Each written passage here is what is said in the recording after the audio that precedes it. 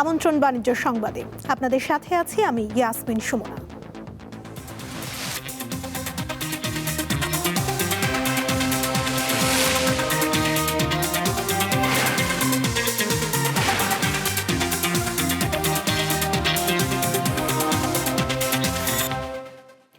শীতকালীন সবজি এখনও রাজধানীর বাজারে ক্রেতার স্বস্তি ধরে রেখেছে।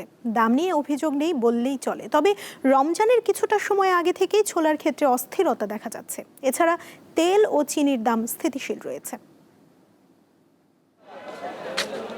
ধনেপাতা, কাঁচামরিচ, পেঁয়াজ দিয়ে নতুন আলুর ভর্তা কিংবা কুমড়ো ফুলের বড়া, শীতের আমেজ ঢাকায় চলে গেলেও এসব খাবারের স্বাদ পেতে কিন্তু খরচ বেশি হবে না, কেননা এখনও সবজির দামে খুব একটা তারতম্য ঘটেনি।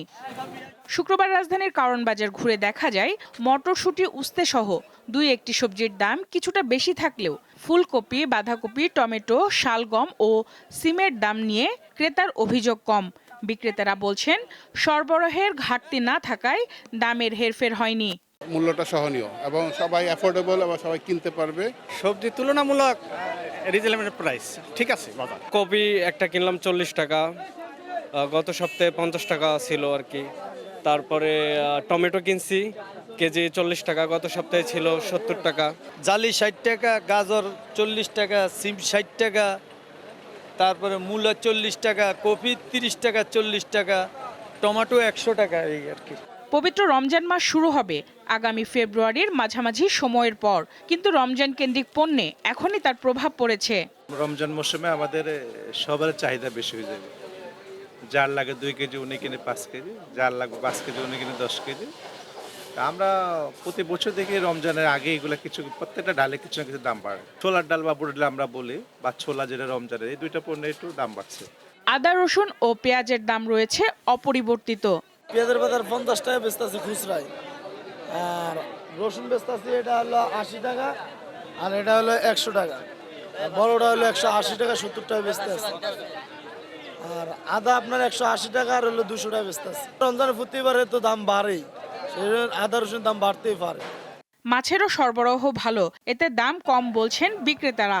পাবদা যেটা 1200 টাকা কেজি, 12টা কেজি 400 টাকা, 380 টাকা, 10টা 12টা কেজি। আপনার তেলাপিয়া মনে করেন 3টা 4টা কেজি 160 টাকা, 150 টাকা। রুই মাছ 2.5 কেজি 3 কেজি না 300 350 টাকা। এখন যেটুকু দেখলাম মোটামুটি রিজনেবল। দেশি মাছ যেগুলো বিলের মাছ, এগুলোর দাম একটু বেশি, আর চাষের মাছের দাম কম। সর্বমাসে ইনশাল্লাহ দাম কম, মানুষের খিদার বাইরে নেই, ভালো আছে ইনশাল্লাহ। বাজারে খাসির মাংস 1250 ও গরু 750 টাকায় বিক্রি হচ্ছে। সঞ্জিদা প্লাবনী, দীপ্ত সংবাদ, ঢাকা। দর্শক, রাজধানীর বাইরের বাজারের চিত্র জানাতে এবারে রাজশাহী থেকে যুক্ত আছেন সহকর্মী ইউসুফ আদনান। কথা বলবো তার সঙ্গে। আদনান, বাজারের রমজান কেন্দ্রিক পণ্যগুলোর দরদাম এখন কেমন দেখছেন, আর অন্যান্য পণ্য সম্পর্কেও আমাদের বিস্তারিত জানাবেন।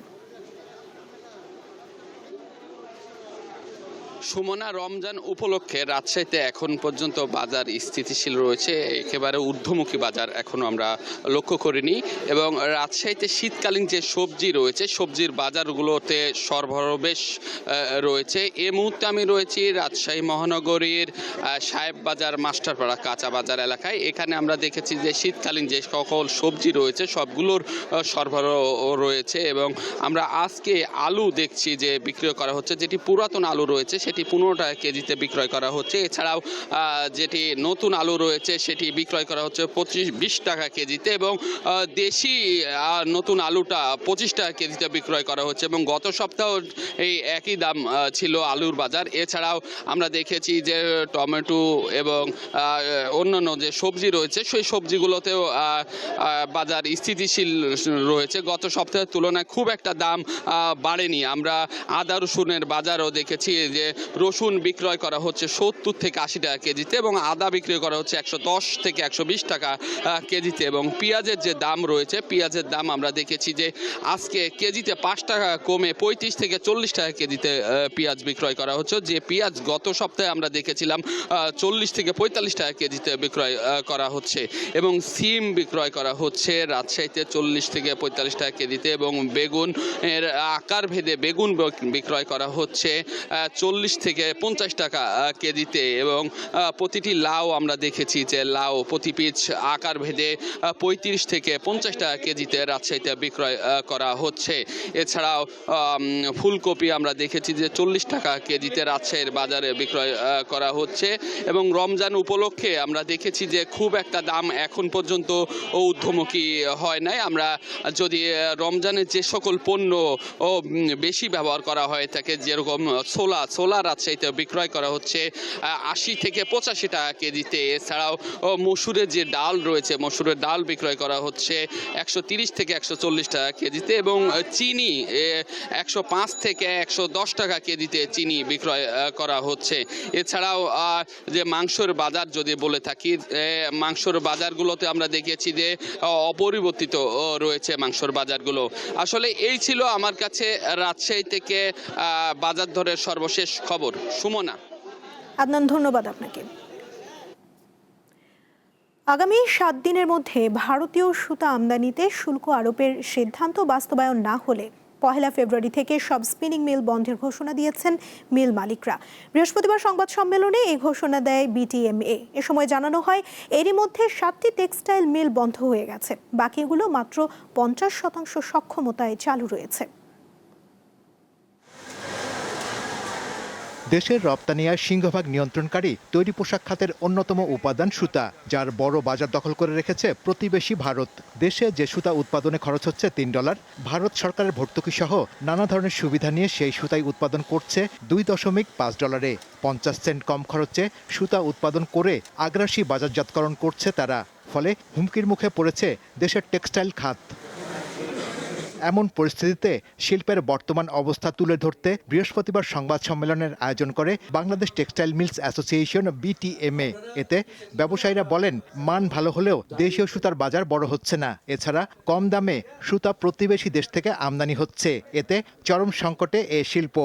তারপর একটু বলি, ইন্ডিয়ার প্রাইস কম, আমাদের প্রাইস বেশি, কারণ আমাদের কোনো ফ্যাসিলিটিস নাই। আমাদের গভর্নমেন্ট ফ্যাসিলিটিস সব উঠাই নিছে পর্যায়ক্রমে।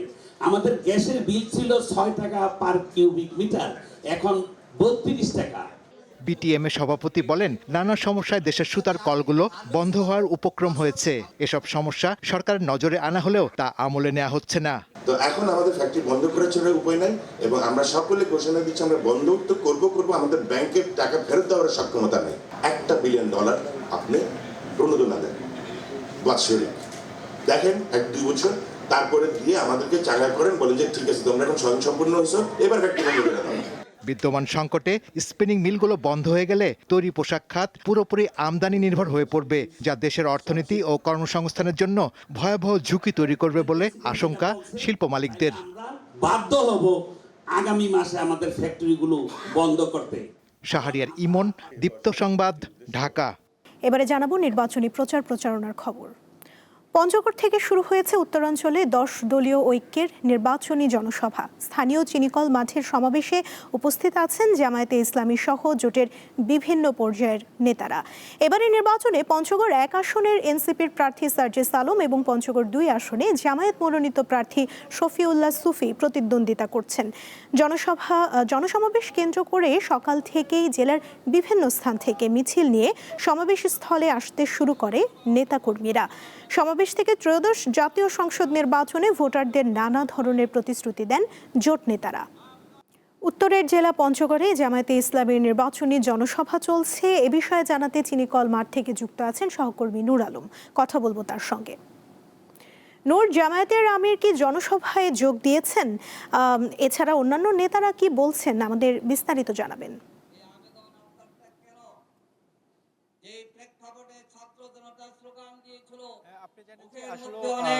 পঞ্চগড় সদর, আটোয়ারি এবং তেঁতুলি নিয়ে আসন নিয়ে কিন্তু এই পঞ্চগড় যে সর্বোত্তরের যে জেলা পঞ্চগড় 1 আসন, সেই পঞ্চগড় 1 আসনে আসলে এই আমরা যে দাঁড়িয়ে আছি এখানে কিন্তু 10 দলীয় জোটের যে প্রার্থী অর্থাৎ এনসিপির সার্জিস আলমকে কিন্তু এই আসনটি ছেড়ে দিয়েছে 10 দলীয় জোট এবং আর পরে যে পঞ্চগড় 2, সেই পঞ্চগড় 2 এর জন্য কিন্তু জামাত মনোনীত প্রার্থী শফিউল্লাহ সুফি তিনি কিন্তু এই আসনে নির্বাচন করছেন বা প্রতিদ্বন্দ্বিতা করছেন ত্রয়োদশ জাতীয় সংসদ নির্বাচনে এবারের।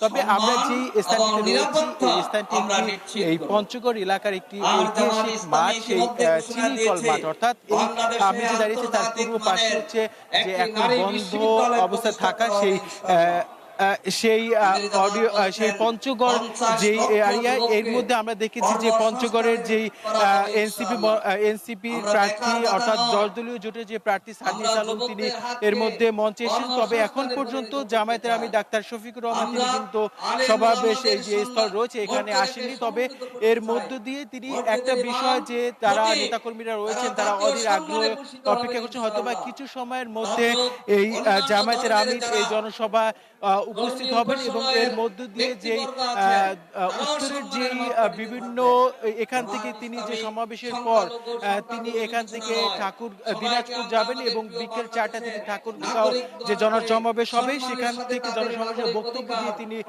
সন্ধ্যার দিকে রংপুরে যাবেন এবং তারপরে সেখানে অবস্থান করবে। তবে এখন মুহূর্তে যে আমরা যেহেতু সকাল থেকে এই স্থানে এই রংপুরের যে আমরা যে পঞ্চগড়ের যে ঐতিহাসিক চিনিকল যে মাঠ রয়েছে সেখানে অবস্থান করছি, আমরা দেখেছি বিভিন্ন স্থানে যে ব্যানার, প্লে কার্ড এবং ফেস্টুন নিয়েই তারা কিন্তু এই সমাবেশের স্থলে এসেছেন এবং এখন বক্তব্য রাখছেন বাংলাদেশ জামায়াতে ইসলামের যে সহকারী সেক্রেটারি জেনারেল মাওলানা আব্দুল হালিম এবং এর আগে বক্তব্য রেখেছে জাতীয় গণতান্ত্রিক পার্টি জাকপার প্রধান রাশেদ প্রধান। অর্থাৎ যে যারা এখানে যারা ভোটাররা রয়েছে তারা বলছে যে জনগণের ভাগ্য উন্নয়নে যারা যে প্রার্থী কাজ করবে তাদেরকে সাদরে গ্রহণ করবে এমনটাই বলছেন কিন্তু এখানকার যারা রয়েছেন।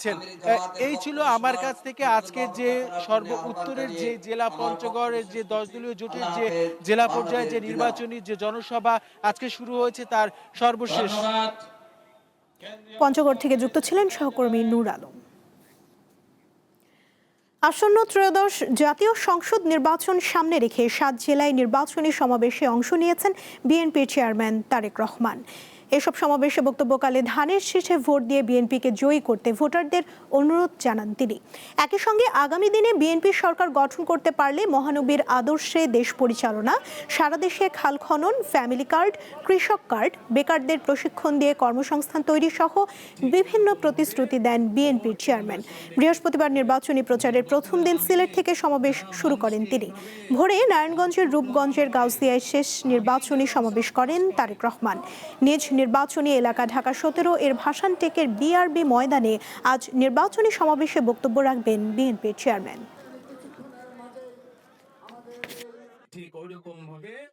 একটা রাজনৈতিক দল সবগুলো ব্যালট যেগুলো পোস্টাল ব্যালট পাচ্ছে সেগুলো দখলের চেষ্টা করছে।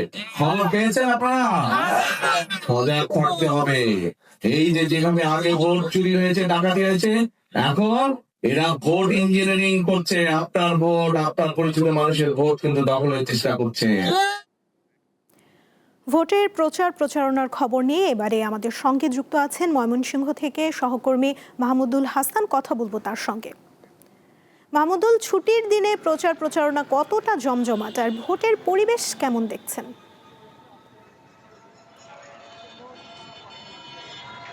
সুমনা, গতকালকে থেকে আনুষ্ঠানিকভাবে প্রচারণা শুরু হয়েছে। ময়মনসিংহে 11টি আসনে 66 জন প্রার্থী প্রতিদ্বন্দ্বিতা করছেন।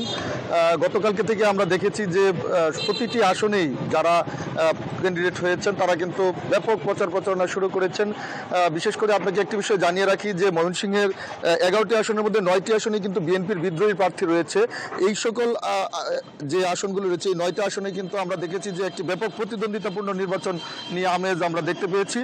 এর মধ্যে কিছুটা সুবিধাজনক অবস্থা রয়েছে ময়মনসিংহ সদর এবং মুক্তাগাছা, এই 2টি আসনে বিএনপির যারা প্রার্থী রয়েছেন তারা দুজন কিন্তু অনেকটা দলীয় দিক থেকে ফুরফুরা মেজাজে রয়েছেন, কারণ তাদের কোনো বিদ্রোহী প্রার্থী নেই। আমরা কথা বলেছিলাম এই 2জন প্রার্থীর সাথে, তারা বলছেন যে তাদের যে অন্যান্য দলের যে প্রার্থী রয়েছে, বিশেষ করে জামায়াতে ইসলামের যে প্রার্থী রয়েছে তাদের সাথে তাদের মূল প্রতিদ্বন্দ্বিতা হবে বলে আমাদেরকে জানিয়েছেন। সুমন, আরেকটি বিষয় জানিয়ে রাখি, ময়মনসিংহে কিন্তু এই যে বাকি 9টি আসন, যে আসনগুলোতে স্বতন্ত্র প্রার্থী রয়েছে, বিশেষ করে ময়মনসিংহ 1, ময়মনসিংহ 2, 3 এবং ময়মনসিংহ 7, 8, 9, 10, 11 এই প্রত্যেকটি আসনেই কিন্তু বিএনপির বিদ্রোহী প্রার্থী, পাশাপাশি অন্য দলীয় প্রার্থীগুলো রয়েছে। সেখানে কিন্তু বিদ্রোহীদের অবস্থান খুব শক্তিশালী বলে আমরা জানতে পেরেছি, এবং সেখানে একটি যারা সাধারণ ভোটার রয়েছে তাদের সাথে আমরা কথা বলেছিলাম। তারা বলছেন যে আসলে একটি হাড্ডাহাড্ডি লড়াই অনুষ্ঠিত হবে এবং উৎসবমুখর পরিবেশে একটি ভোট তারা প্রত্যাশা করছেন। আমি প্রচার প্রচারণার বিষয়ে যদি বলি যে আজকে শুক্রবার ছুটির দিন, অধিকাংশ প্রার্থীরা জুম্মার পরে আসলে প্রচার প্রচারণা শুরু করবে, কিন্তু আমরা সকাল থেকে আমরা দেখেছি যে ময়মনসিংহ সদরের যে প্রার্থী রয়েছে, বিএনপি মনোনীত প্রার্থী আবু আবাকান্দ, তিনি কিন্তু প্রচার প্রচারণা তার কর্মীদের নিয়ে মাঠে নেমেছেন। আমরা সেইখানেই এখন আছি। আমরা দেখতে পাচ্ছি যে বিএনপির যিনি প্রার্থী তিনি প্রচার প্রচারণা চালাচ্ছেন, তার কর্মীদের নিয়ে ভোটারদের দাঁড়িয়ে যাচ্ছেন, যদিও তিনি কিছুটা দলীয়ভাবে ফুরফুরা মেজাজে রয়েছেন। আমরা আসলে আপনার কাছে জানতে চাই যে আসলে এখানে বিএনপির কোনো বিদ্রোহী ক্যান্ডিডেট নাই, তবে জামাতের শক্তিশালী প্রার্থী রয়েছে। এই যে নির্বাচনে আপনার প্রতিদ্বন্দ্বিতাটাকে আপনি কীভাবে দেখছেন? ধন্যবাদ আপনাকে। আসলে আমরা ময়মনসিংহ মহানগর ভিত্তিক এবং ময়মনসিংহ জেলায় যে আমরা রাজনীতি করি, আমাদের দল খুবই সংগঠিত। ওয়ার্ড পর্যায় থেকে ইউনিয়ন থেকে থানা থেকে শহর পর্যন্ত। আমি মহানগরের রাজনীতি করি। আমরা একটি আসন নিয়ে গঠিত, ময়মনসিংহে 11টি আসন। আমরা সুস্পষ্টভাবে বলতে চাই যে আমাদের দলের কোনো অনৈক্যের কারণ নাই। আমরা ঐক্যবদ্ধ থেকেই আন্দোলন সংগ্রামে বিভাগীয় সমাবেশ থেকে জনাব তারেক রহমানের সেই নির্দেশনা আমরা অক্ষরে পালন করেছি ঐক্যবদ্ধভাবে। সুতরাং আমাদের কোনো ভাই আমাদেরকে বিদ্রোহ করে নাই। জনাব তারেক রহমান এবং স্থায়ী কমিটির বিচারক মণ্ডলী সম্মানিত নেতৃবৃন্দ যাকে নমিনেশন দিয়েছে তারাই এই এলাকার মানুষ এবং বিশেষ করে দল এবং জনগণ ঐক্যবদ্ধভাবে গ্রহণ করেছে। তার কার্যক্রম শুরু হয়েছে। আমরা দেখি যে আপনি প্রশ্ন রেখেছেন যে আপনার মূল প্রতিদ্বন্দ্বীকে। আমি মনে করি আমার প্রতিদ্বন্দ্বী রাজনৈতিকভাবে আমরা যাদেরকে এখন মনে করছি যে সাকিব ভাইয়ের মাতাল মার্কার যে প্রার্থী রাজীব, তিনি আমার প্রতিদ্বন্দ্বী। আমি আর কাউকে, জনগণ যাদেরকে গ্রহণ করবে না আমি তাদেরকে প্রতিযোগিতা হিসেবে মনে করি না। যে আমি মনে করি যে মাতাল মার্কা আমার সাথে যিনি সবসময় কাজ করছেন, ভোটের মাঠে চড়ে বেড়াচ্ছেন, উনি হয়তো কিছুটা এগিয়ে যেতে পারেন। ধন্যবাদ আপনাকে। সুমনা, শুনছিলেন যে আসলে জামাত ইসলামের প্রার্থীকে তিনি প্রতিদ্বন্দ্বী মনে করছেন না, যদিও ভোটের মাঠে আসলে সেটা দেখা যাবে, জনগণই আসলে রায় দিবে। তবে আমরা একটি বিষয় জানিয়ে রাখি, ময়মনসিংহের স্বতন্ত্র প্রার্থী থেকে শুরু করে যারা অন্য দলের প্রার্থী রয়েছেন সবাই কিন্তু প্রশাসনের কাছে একটি সুষ্ঠু নির্বাচন প্রত্যাশা করছেন এবং উৎসবমুখর পরিবেশে যাতে সাধারণ মানুষ ভোট দিতে পারে সেই দাবিটি তারা জানিয়েছেন। সুমনা, এই ছিল আমার কাছে ময়মনসিংহের প্রচার প্রচারণার খবর। ময়মনসিংহ থেকে যুক্ত ছিলেন সহকর্মী মাহমুদুল হাসান। এই ছিল এখনকার দীপ্ত বাণিজ্য সংবাদে। এরপর দীপ্ত আন্তর্জাতিক সংবাদ দেখার আমন্ত্রণ জানিয়ে শেষ করছি। ধন্যবাদ সবাইকে।